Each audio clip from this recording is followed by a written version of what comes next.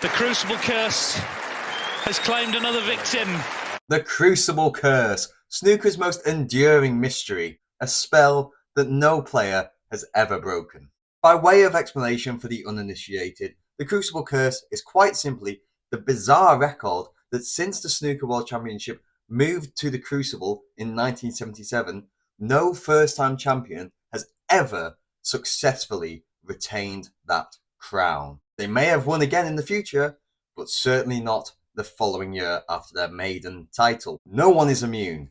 Davis and Hendry's era of dominance was punctured early on by the curse. The class of 92 all took their turn to be tamed by the spell. Mark Selby, Judd Trump, most recently Luca Brazil, they've all fallen victim. It is worth noting at this point that this is the Crucible Curse. Fred and Joe Davis, for example, retained their titles time and time again, but that was in a very different time and place for the Snooker World Championship. Another story for another day.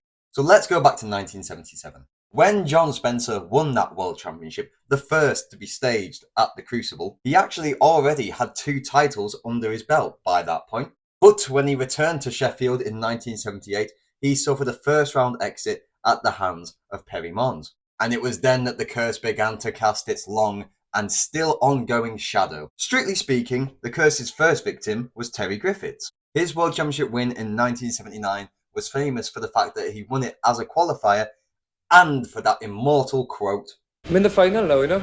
Terry Griffiths. But a mixture of the curse and Steve Davis condemned him to a second round exit the following year. Davis and the curse conspired again in 1981, this time to deny Cliff the Grind the Thorburn after his 1980 success.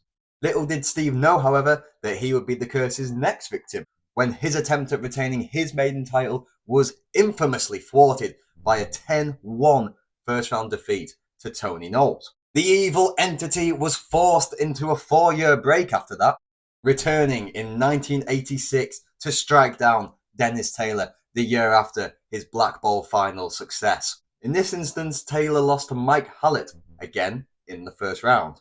Question time. Do you know who came closer than any other player in history to dispelling the Crucible Curse? The answer is Joe Johnson.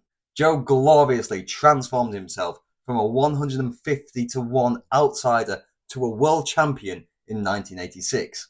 He overcame Steve Davis in the final to complete one of snooker's greatest ever success stories. By the point Joe returned to Sheffield in 1987, the Crucible Curse was already a fully formed phenomenon. I can never say that.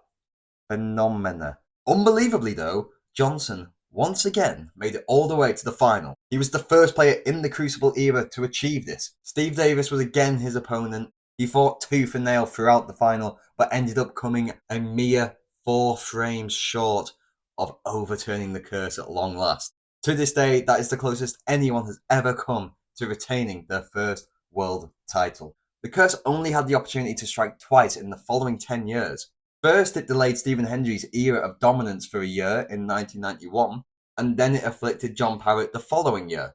Ken Doherty is the only player other than Joe Johnson to get anywhere near achieving this historically elusive accolade. After his 1997 victory, he made the final again in 1998, only to lose 18-12 to John Higgins in the final, and so the curse continued. Over the following 4 years, the curse wiped out the big 3 names from the class of 92.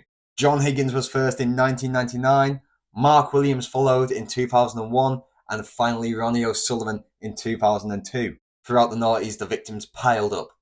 Ebden, Murphy, Dot. Neil Robertson added a new nationality to the winner's roll, but the curse doesn't care if you're an Australian, Canadian, British or otherwise, and so the same old fate befell him.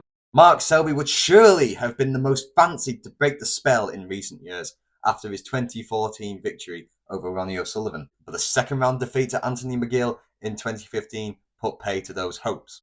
Ballroom Bingham was next in 2016, and who knows, if it hadn't been for the unusual circumstances in 2020, would Judd Trump have been the curse killer after his impressive season? That can only be speculated about. Most recently, as I mentioned at the start, Luca Purcell couldn't even get past the first round in his attempt to retain his first title, and so the curse's gaze now falls on Kyron Wilson. Will the Warrior be the one to finally break snooker's oldest spell? History suggests not, but only time will tell. Thanks for watching this deep dive into snooker's strangest record. Hopefully it's briefly filled the snooker-shaped gap in your life as we sail through another snookerless summer. Please do subscribe to Simple Snooker if you haven't already, and do let me know below if you think anyone on the tour at the moment is capable of overcoming the Crucible Curse. Hell, will there even be many more chances for it to be broken? Anyway, see you next time.